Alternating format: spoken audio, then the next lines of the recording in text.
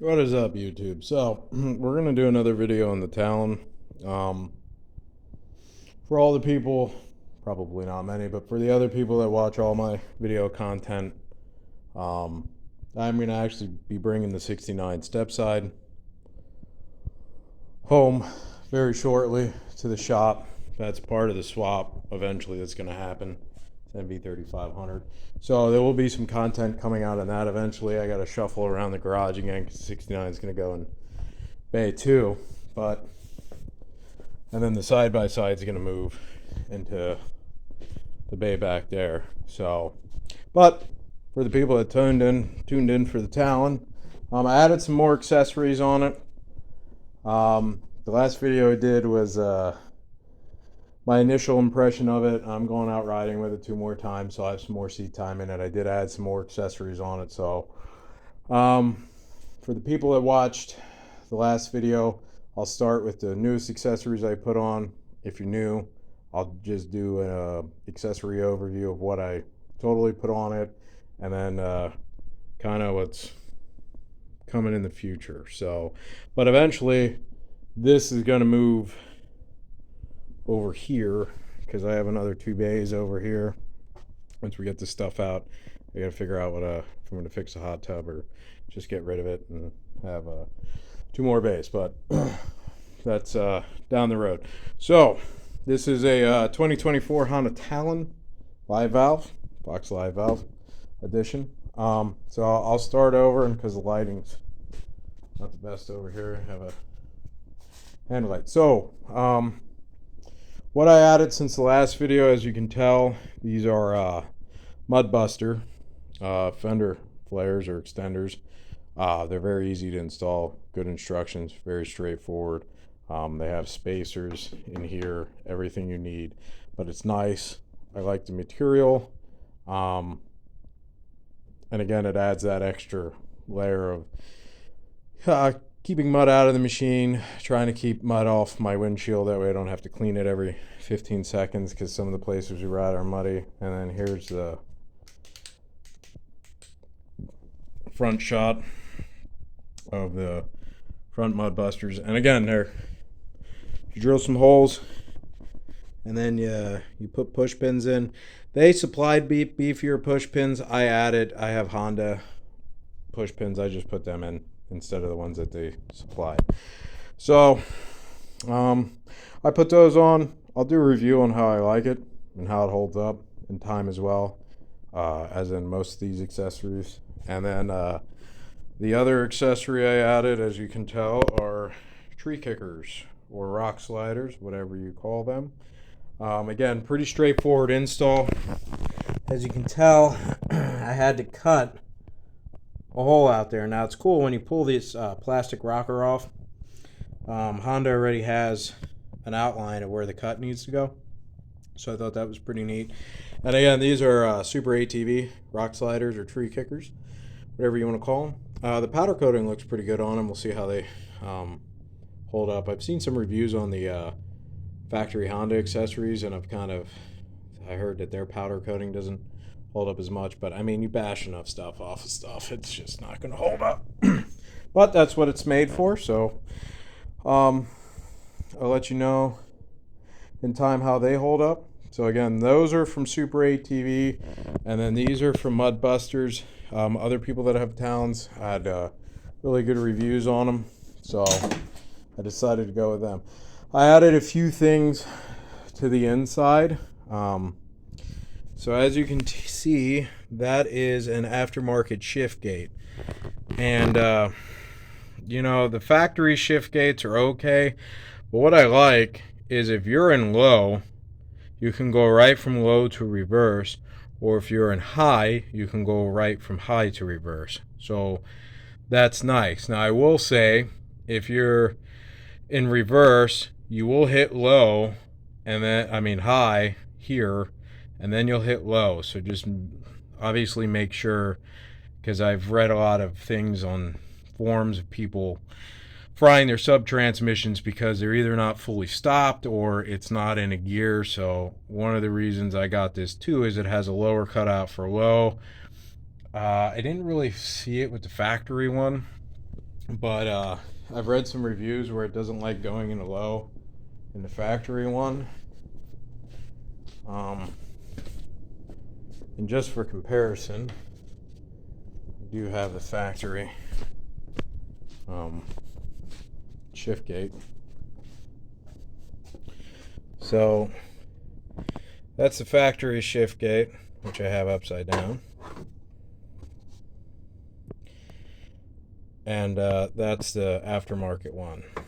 So low, you can't really tell. So I did get this. It looks nicer, but I really got it because it's easier to shift from low to reverse or high to reverse. If you are turned around looking out the back and you need to go from reverse, you don't need to look. You can just push the shifter up and you know in your reverse until you stop. So I got that aftermarket shift gate. There's a million different brands. I got it off of Amazon. I don't even know what the brand is. And then I added this rear view mirror. I would like to put side mirrors on it at some point in time, but it just helps me see if there's someone behind me before I come to stop, or if I'm backing up, if there's any big obstacles. And then the last thing I put on is a RAM mount for my phone, right there. And I also have a RAM mount for my tablet. So that goes with the new accessories I put on since the last video. If you're new and this is the first video you watched, I'll quick do another accessory overview, and then when the whole machine's done, which nothing's ever done, I'll do a long-term accessory review, how I like things, how they held up, etc, etc, etc. So if this is the first time you're watching this, I'll just do a quick overview of what I got. I got a KFI 5,000 pound winch. There's a winch controller in a glove box that plugs in the glove box. If I'm by myself, I need to get out of the vehicle to use the winch, I can do that. I'm not going to pull the hood, but in here I have the auxiliary fuse box to wire in accessories easier from Honda, and the bus bar as well.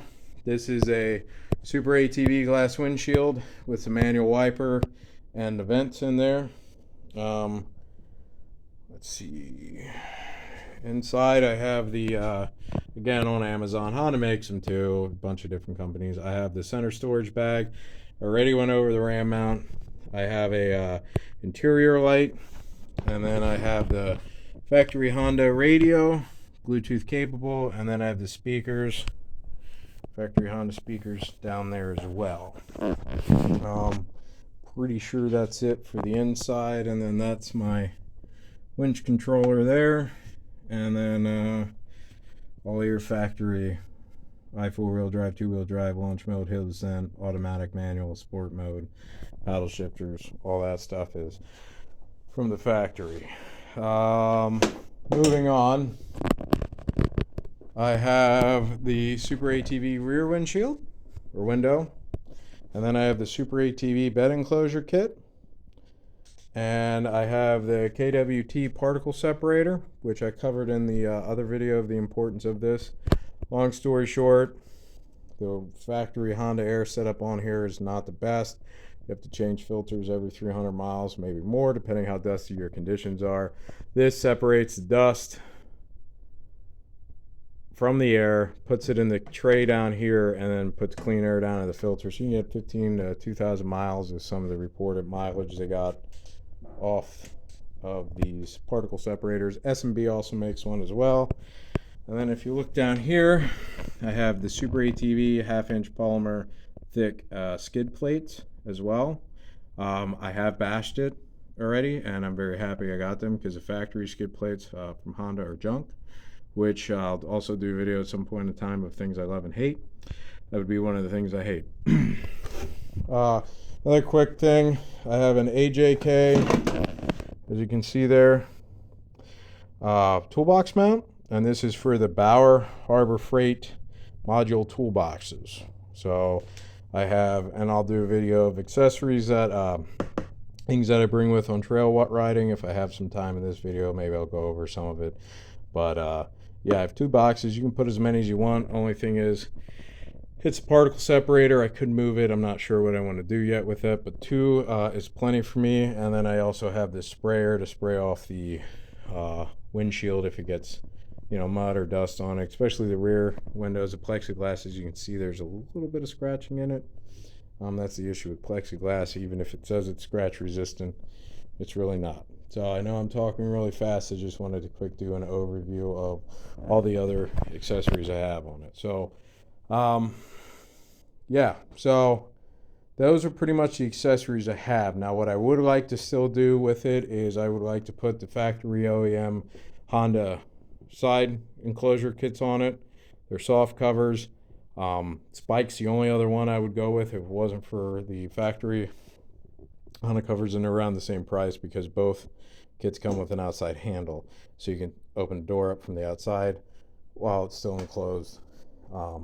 And the Honda one seals really, really good. The other thing I would like to do is an Inferno heater, like in your, basically it's just like a car heater, has a heater core, blower motor, all of that. Those are the two big ticket items I want because I do ride in a cold region of Pennsylvania. I would also like to do a spare tire mount. I don't think I'll be able to put it here because they have one that goes across the roll bar. One, because it hit the particle separator. Two, I'd have issues opening my toolbox. What I was thinking is this thing's pretty sturdy. I could mount it on the back, something I'm going to look into. But I would have to change the tire package on here. So that's down the road because I want to, unless I get a catastrophic hole in it, I want to run these tires down. It's my other complaint about Honda in general. They cheap out on tires. These are 6-ply. They're okay. They should really be 8-ply. Also, if you're running rocks and you want to air down, they really should be bead locked as well. That could be another complaint. But like I said in my previous video, I'm still in the honeymoon phase, so there's a lot of things I really love about this machine that all the little things haven't really started ticking me off yet. So, trying to think what other accessories I want. I have two other things coming. I have a switch that reads, I'm going to wire in that reads, put it in the switch panel. It reads the battery voltage, and then it has two plugs to charge your cell phones. And then I'm going to put another switch in there for some red soft interior lights underneath where your feet go. And then harnesses at some point in time I would like to get. And in the long run, if this windshield ever bites the dust or it gets damaged or I just get tired of it, I would really like to do the factory Honda windshield at some point in time with the automatic wiper and the washer kit, because then you can ride in with the enclosures and the heater and all that stuff. I can ride in the snow, I can ride in the rain. We go down to Hatfield a lot and things like that. Other than that, the only other thing I might do is a better front bumper with coverage. I know Honda makes one. I know Super 8 TV makes one. I'm sure there's a bunch of others.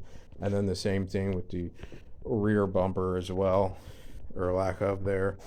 And like I said, I want to wait for the side mirrors till after I have the enclosures on, because enclosures take away the amount of mirrors you can run, because you can't fasten them to the roll bar because it's enclosed. So that's kind of what my long-term plan is to it. Am I going to put a Jackson turbo kit on it? No. Am I going to put an exhaust on it? Probably not. Who knows? But probably not. And then, oh yeah, the last things is trailing arm guards, which would go right along here. And then front A-arm guards that help protect your boots and your A-arms as well, because this is not, doing much. And then that's still exposed. So that's initially what I want to do in time. So I don't want to make this video too long. I guess I'll give a couple little breakdowns of it, and like I said, I'll do a much more in-depth review on my opinions on how it rides, performs, all of that as I have more seat time in it. I'll give a review on the accessories and things of that nature. I'll do a much more in-depth view when I get this thing loaded with what I want, of things that you should take with on the trail. But, you know, just to give an example, I bring glass cleaner, rags, pressure gauge, Honda tips, I have clips, I have locks, some little hand tools, sockets, some extra cell phone charger, things like that. The bottom box is where a lot of my stuff is for field repairs, or if anything bad happens. My opinion is you can never be too prepared, because why do you want to ruin a day of riding if you can avoid that? First aid kit, tire plug kit, full tire plug kit. I have a 12-volt air compressor, plugs in cigarette lighter, wrenches. This is Kevlar Fix-A-Flat, screwdrivers, ratchets, and then I have tow recovery tools, tow rope. I have a tree strap that goes around a tree and can hook to your winch. And I'm sure that's it. So yeah, that's kind of the stuff I carry. I'd eventually like to they also have scissor jacks that mount onto the side of your roll cage as well, just in case you have a flat. And like I said, I want to put the same width tires on all the way around. So if I have a flat tire, the spare tire can go on anyone. Tire plugs will usually fix you, unless you get a nasty gash in the sidewall. Sidewalls are very hard to plug. And again, I'll do a much more in-depth view. This is if you're looking to buy. My advice, things I think. I ride a certain way. Other people ride differently. Some people feel like you don't need to have all that stuff. And again, that's completely fine. It's my opinion. It's not a fact. I just know if I'm out on the trail and something happens, if I can fix it and keep riding, you know, my day's not ruined. That's just me. And again, I'll just go over some things. This is a parallel twin. Honda uses this in their motorcycle division. Very good motor. It's 1,000 cc's, probably like 996. Memory serves me. Good. I covered this in my last video. I'll say this again now that I've driven it a little bit more, and I'm going to drive it a lot more. This DCT transmission is amazing. I had a Honda Rubicon. For the people that have been on my channel for a while before, I've covered like when that Rubicon was cold with the DCT, it shifted like crap. It would just be very long, delayed, and sluggish is the best way I can describe it. When it warmed up, it gave you crisper shifts, but nothing like this. Even when this thing's cold, it shifts crisp, and I'm just super impressed with the programming in the computer versus a quad. Now, that was a work quad and a trail quad. This is a sport side-by-side, so the shifting's completely different. And when you put this thing in sport mode automatic, it holds the RPMs out a lot longer. It completely changes the whole dynamic of this machine when you put it in sport mode. So you can definitely tell a difference with it from normal to sport mode. Other than that, like I said, I'm still in the honeymoon phase on this machine. So there's a lot of things I love about it. This is my first side-by-side I've owned. I've operated some other side-by-sides. I've been around side-by-sides and power sports my entire life since I could walk. But there's some things that annoy me, and I'll cover in another video down the road. But what I will say, you spend a lot of money on these things. Doesn't matter if it's Honda, Polaris, Can-Am, Arctic Cat, whatever. You're spending, you know, at least new 20 plus thousand. And the only one that's under that is CF Moto. So if I'm spending 20 grand on a machine, I should get good tires. If I'm spending 20 plus $1,000 on a machine, and these live valves brand new are 22.5. That's before freight and assembly and taxes and all of that stuff. And that's not even including all the accessories on it. And that's not dependent if you put the accessories on yourself or if you have a dealership put them on, because then there's labor involved in it. Or for example, factory skid plates. I knew a guy that had a Talon, didn't put aftermarket skid plates on it. Stick came up through the skid plates, it busted off the DCT sensor or plug to the DCT. Boom, done. I just don't understand why you put very thin paper thin plastic on a 20-some thousand dollar machine that is going to be taken off-road and bashed off of things. Unless you're riding dirt roads or fields, you know, it depends where you ride at. Pennsylvania is really rocky. You know, you're gonna even if it's a green trail, depending where you ride at, there's rocks and you're gonna bottom out. So that was my biggest complaint with the Rubicon. They ran the same skid plates on the Rubicon. They ran 4-ply junk Maxxis tires on the Rubicon. That was my complaint with this. These are 6-ply, but again, they should be 8-ply. The beadlocks, whatever, live with. You buy a Yamaha, they have beadlocks on them. You know, I love Honda. I love Honda for the reliability. So, that's pretty much it. I'll get back to you with another video. Until next time, YouTube, have a good one.